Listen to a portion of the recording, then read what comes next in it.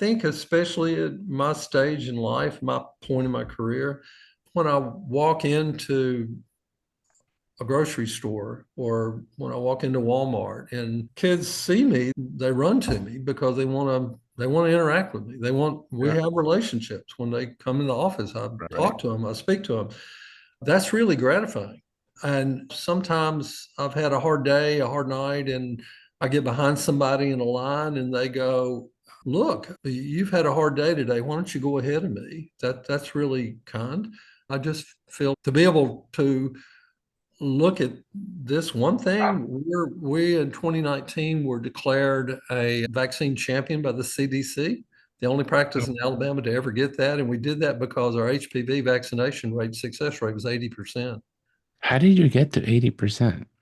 Because we know our patients, Herb, Everybody and, trusts him. He and they wouldn't say trust us. anything. He wouldn't say Right. anything negative. Yeah. Now it sounds out here in Long Island, we have a specialist every other foot. What do you do over there if you need a specialist? I presume you got to drive somewhere, right? Correct. Orthopedics, endocrinology, neurology, neurosurgery, all that's Birmingham. And that's a good hour and a half drive. If a family's going to go to Birmingham to see a specialist, it's a whole day. Then you got to negotiate your way through the third largest children's hospital campus in America now. They just renovated it. It covers like 5 blocks. That's a real challenge for them.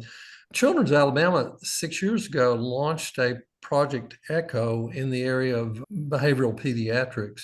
And we were one of the 5 pilot groups that were asked to participate in that.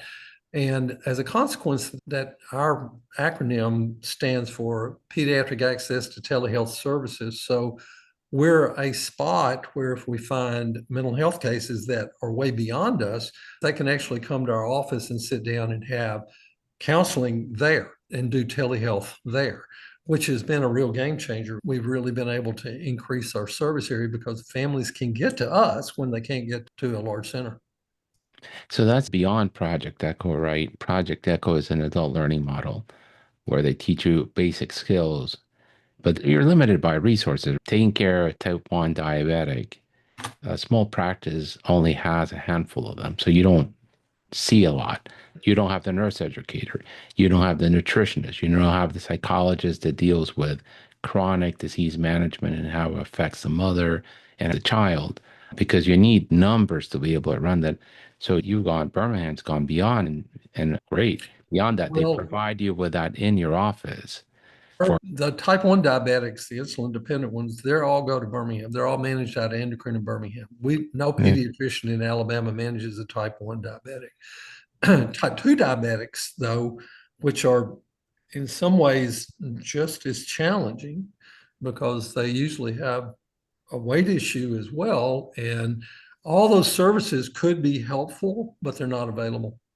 No, but that's great that Birmingham's gone beyond the Project Echo and provided you with telehealth counseling in your office, because they're basically renting their infrastructure to serve the community.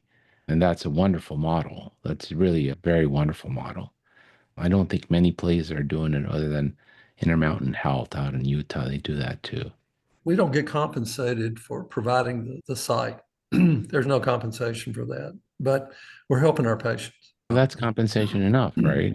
So they're coming to your office to deal with your patients? There are No. patients that we offer the service to Uh-huh. because that's really the model. They have to be our patient. We access them and make a referral to them. And then the PATS program sets them up. Usually it's 2 to 3 weeks. We've been talking to these people for 6 years, so we know them quite well. And we don't refer the low-hanging fruit. We have to take a stab at managing ADHD and the children with autism. And one of our pilot projects is not waiting 9 months for access to a multi-specialty clinic for ADOS or CARS-2 testing. We have a level 2 test now. We have MCHAT, that's a level 1 test. We also have STAT-3. One of my nurse practitioners gets out trained on, and we're working with Dr. Justin Schwartz, who is the autism expert at Children's, to these younger kids that are slam dunks. They have it in 17 to 36 months. we're trying to find a way to get beyond the 9-month wait. So they won't do 5 multi-specialists to see the children in order to be able to get them the resources they need